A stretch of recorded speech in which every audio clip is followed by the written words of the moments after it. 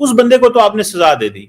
वो जो बाकी घर में 6 लोग रहते हैं और अगर घर जो है उसके बाप के नाम है, तो बेटे का अगर बेटा वहां रहता है तो बाप का भी घर तबाह, मां भी, जिस मां की आप बात कर रहे हैं, मां भी घर दरबदर, बाप भी दरबदर, कानून भी कोई नहीं कहता, कानून आपके पास ऐसा है भी नहीं है। और वो भी दूसरी बात यह है, रात को धमाके से गाड़ उड़ाना, कौन सी दुनिया की सरकार जो है, अगर वो फॉर एग्जाम्पल वो करना भी है तो दिन के वक्त आप आते हैं, आपने नोटिस दिए होते हैं, 10 नोटिस दिए होते हैं, आप घर गिरा देंगे, फॉर एग्जाम्पल ऐसे भी है।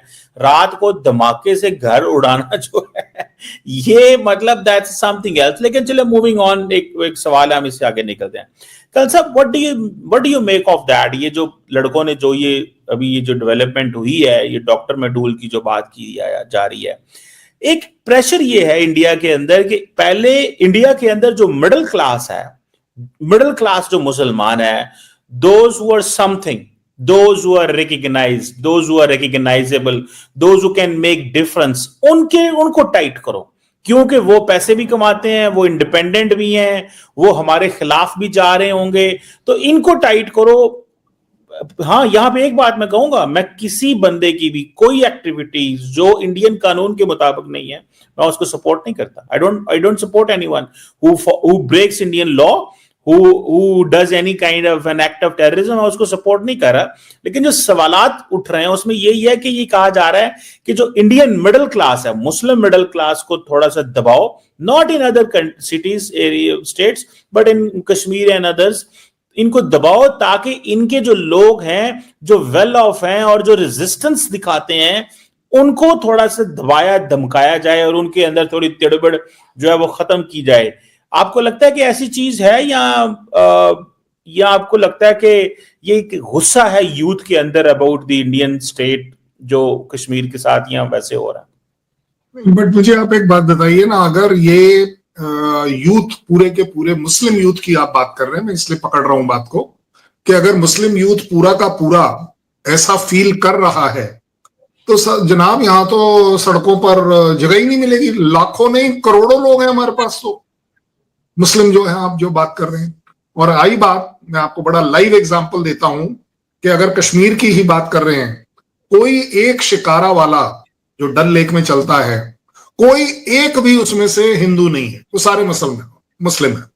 ठीक है, अगर किसी तरह की जाति उनके ऊपर हो रही है तो आप कैसे पा रहे हैं कि शिकारे पर शिकारे चले जा रहे हैं? एक एक शिकारे वाला आज की तारीख में 10 से 12 राइड पर डे ले पा रहा है, 1500 रुपए की एक राइड के हिसाब से वो अपनी इनकम ले पा रहा है। और जनरली जिस तरह की डेवलपमेंट वहां दिख रही है, उसके बाद आप मुझे ये बताइए कि वो डेवलपमेंट तो रुक जाएगी, क्योंकि अगर यूथ अगेंस्ट है तो काम कौन करेगा और काम कौन होने देगा? सो मुझे नहीं लगता, आप जो कह रहे हैं वो इक्का दुक्का केस एक्सेप्शनल जरूर हो सकते हैं कि किसी यूथ को लगा हो, किसी छोटे से यूथ के ग्रुप को लगा हो कि हमारे साथ जाति हो रही है, लेकिन वो जाति वाले लोग नहीं है। अगर ये इस मॉड्यूल की बात कर रहे हैं, इसमें ये जो अपने पांचों के पांचों डॉक्टर हैं, ये रेडिकलाइज्ड है, ये नजर आ रहा है। और इसके प्रूफ कैसे दिख रहे हैं? आप एक बात बताइए, वो जो हमारी डॉक्टर साहिबा हैं जो कि इस समय कस्टडी में है, तो पहले दिन कस्टडी में क्यों नहीं लिया? उनको दूसरे दिन क्यों नहीं लिया? उनको चौथे दिन क्यों लिया? क्योंकि चौथे दिन उनके खिलाफ प्रूफ आ गए कि हाँ भाई, इनका रिश्ता नाता फला फला के साथ है, वहां पर इन्होंने इनके साथ ये किया वो किया। क्योंकि ये तो आपको भी पता है, चाहे आप व्हाट्सएप पर कुछ कर लीजिए, चाहे टेलीग्राम पर कर लीजिए, चाहे सिग्नल पर कर लीजिए, आप इन चीजों को ट्रैक जरूर कर पाएंगे, किसने कहा किससे क्या बात करी है। और जब वो तार नजर आते हैं, जब वो तार प्रूफ होते हैं, क्योंकि मैं आपको बड़ी जिम्मेदारी से बता रहा हूं, जब मेरे कोर्ट में जाते हैं ना, तो पुलिस वालों की धज्जियां उड़ा दी जाती हैं कि नहीं आप कैसे ले सकते हैं। सो तब जाकर कहीं आप अरेस्ट कर पाते हैं किसी को। सो ओवरऑल अगर आप एक इंप्रेशन ये देने की कोशिश करें कि पूरा का पूरा मेरा मुस्लिम यूथ डिससेटिस्फाइड है, तो शायद मैं आपको बड़े जिम्मेदारी से इवैल्यूएट करके बता सकता हूं, अगर ऐसा होता तो लोग सड़कों पर जरूर होते। लोग सड़कों पे होते, बिल्कुल ठीक हो गया। शैलेंद्र साहब, कैसे देखते हैं कि अगर मैं पाकिस्तान इंडिया के रेफरेंस से बात करूं, जो बिहार का जो इलेक्शन हुआ है उसे लग रहा है कि मोदी साहब की जो पॉपुलैरिटी है इंटैक्ट है। अगर ये सवाल को मैं यहाँ पे ऐसे लूं कि मोदी साहब की पॉपुलैरिटी इंटैक्ट है, तो how do you see this should be a challenge for Pakistan? क्योंकि मोदी साहब का जो एक हमारे यहाँ जो उनके बारे में ऑब्जर्वेशन ये है या जो ट्रैक रिकॉर्ड ये है कि वो कहते हैं कि भाई मैं तो पाकिस्तान से ताल्लुकात अच्छे नहीं रखूंगा, और वो मतलब एक वो हमेशा कहते हैं कि जी हम वो हम अपने घर यूथ को वो पाकिस्तान की अलहदा धमकियां देते हैं, कभी कोई हमने चीज नॉर्मलाइज नहीं देखी। आपको लग रहा है कि द मोर मोदी साहब stage in power the relation with Pakistan will get deteriorate, या आपको लगता है कि कोई out of the box Indian government सोच सकती है? क्योंकि इसमें एक फैक्टर को मैं ये डालता चलूं कि कहते हैं कि इंडिया जो है वो अपने थ्रेट को एक्सटर्नलाइज कर देता है, मींस कि पाकिस्तान को एज ए थ्रेट शो करके इंटरनल यूनिटी और नेशनलिज्म और ये चीजें करता है। तो that's one thing which suits prime minister Modi and his party. आपके यहाँ पर ये इंप्रेशन जरूर हो सकता है, लेकिन मैं आपको बड़ी जिम्मेदारी से ये बात इवैल्यूएट कर कर प्रूव कर सकता हूं कि इंडिया में हमारी यूनिटी इसलिए बिल्कुल नहीं है कि पाकिस्तान हमारा एनिमी है। No, our unity is not because of that. Modi ने जो एक सबसे बड़ी चीज इस देश में लाकर दे दी कि आप अपने हिंदुस्तान पर नाज रखो, अपने हिंदुस्तान की प्रगति पर नाज रखो, अपने आप को इकोनॉमिक पावर के तौर पर बढ़ाओ, अपने आप को इंडस्ट्रियल सेंटर के तौर पर बढ़ाओ, आपकी सारी कमजोरियां खत्म हो जाएगी। इसलिए आप पा रहे हैं कि शायद मोदी अपने आप में as a brand ambassador of Hindustan पूरी दुनिया में फेमस है। बट उससे बड़ी बात है जो आपने कही है बिहार से रिलेटेड, कि भाई मोदी की वजह से बिहार जीत गए। मुझे नहीं लगता, मुझे बिल्कुल नहीं लगता ऐसा। पता है क्यों? क्योंकि करोड़ों लोगों को, जैसे कि बड़ी अच्छी सी सेइंग है, you can not fool all the people all the time.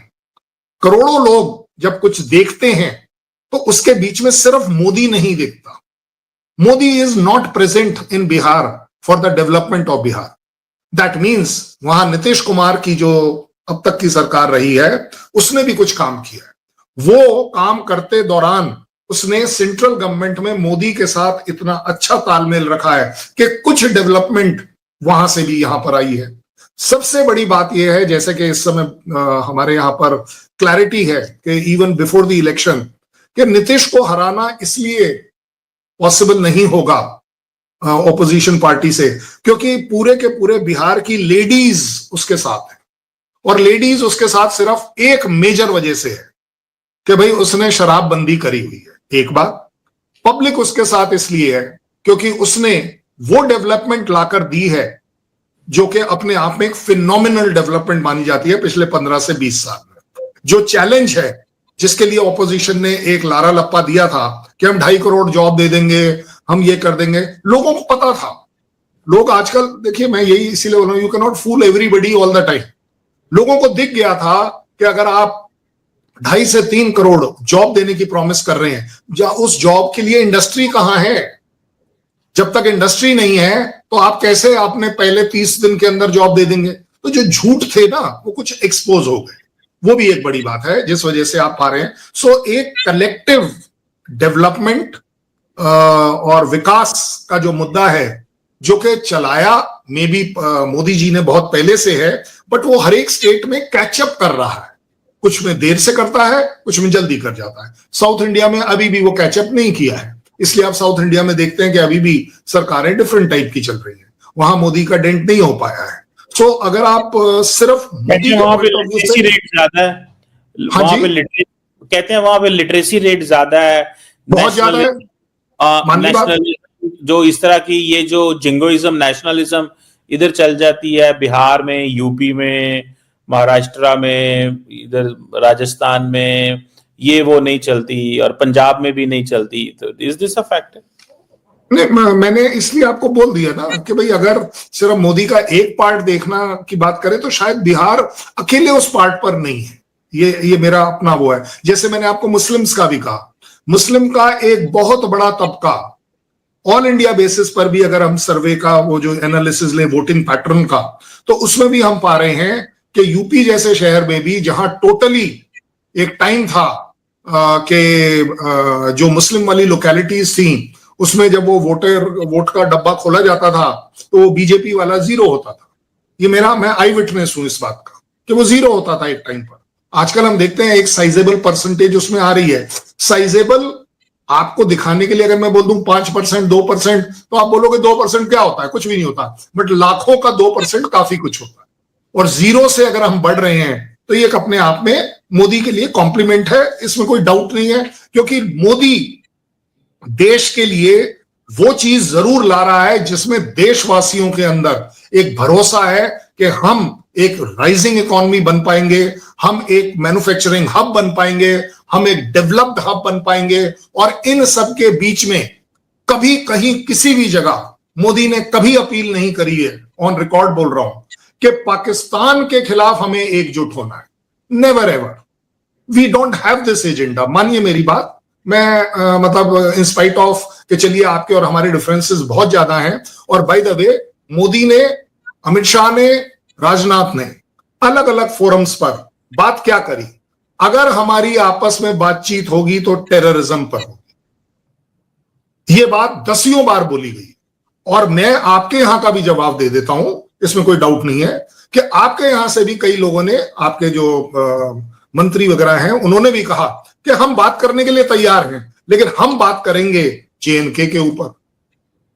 आप एक बात बताइए लॉजिकली, कमर चीमा अपने दिल पर हाथ रखकर बोलिएगा, जब तक आप मेरे साथ इस प्रोग्राम में बैठोगे ही नहीं तो बात का एजेंडा कैसे डिसाइड होगा? तो यही बात कहना, इंडिया क्यों नहीं बैठता टेबल पे? अरे भाई, क्योंकि बोल रहा है कि टेररिज्म पर बात करो। कमर चीमा अभी 2 सेकंड में बोल दे कि चलिए सर टेररिज्म पर बैठने के लिए तैयार हो। कंडीशन के बगैर कंडीशन नहीं लगेगी। सर मैं आ रहा हूं। आपने ये हमें कंडीशन जो है ना, ये हमें मजबूरी में लगानी पड़ी है। It is not by choice, it is not by threatening you. हमारे पास आपने चॉइस इसलिए नहीं दी। हम सर आपके यहां बातचीत करने बस लेकर गए थे। नमस्कार दोस्तों, एक और वीडियो में आपका स्वागत है। ये कमर चीमा को पता नहीं क्या सोचती रहती है कि इनका विरोधाभास और माने दोगलापन, इसी से पता चलता है कि इन लोगों को हमेशा मुस्लिम की चिंता होती है। चाहे वो ठीक करे या गलत करे, उनसे कोई मतलब नहीं है। जो आतंकवादी हमला करते हैं और जिससे बहुत सारे लोगों की जाने जाती है, जैसे दिल्ली ब्लास्ट ही ले लीजिए। उन लोगों ने जो ब्लास्ट किया उसमें करीब 13 लोगों की जान गई। तो उनको उन लोगों की चिंता नहीं है कि जिनके घरों के चिराग बुझ गए, और उनको उन लोगों की चिंता है जिन्होंने ये घिनौना काम किया। उनके परिवारों की चिंता है। जो भी हो, पर उन लोगों को दोनों तरफ, उस चीमा को दोनों तरफ बोलना चाहिए कि जो ठीक है वो ठीक है, जो गलत है गलत है। पर उन लोग का दोगलापन देखने को मिलता है, इसीलिए पाकिस्तान का कुछ नहीं हो सकता। लाइक, शेयर और कमेंट कीजिए। देखते रहिए चैनल।